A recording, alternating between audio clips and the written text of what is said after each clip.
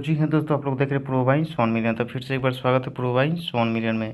जी हाँ दोस्तों, आपसे बता दें कि अपने हिट मशीन पूरा इंडिया में धमाल मचाने वाले हैं, जो कि खेसारी लाल यादव का फिर से एक और आ गया है कोला के बाद पेप्सी सॉन्ग, जो कि आप लोग इतना प्यार दे रहे हैं खेसारी लाल यादव का।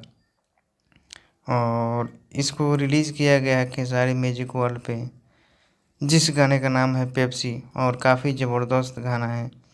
और वीडियो को जा करके देखिए, नहीं देखे हैं तो खेसारी म्यूजिक वर्ल्ड पे बहुत ज़बरदस्त तरीक़ा से इसको शूट भी किया गया है।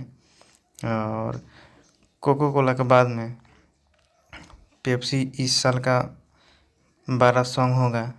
तो अपना राय कमेंट बॉक्स में दीजिए कौन 12 है। तो अगले वीडियो मिलेंगे, जब तक लिए जय हिंद जय भोजपुरी।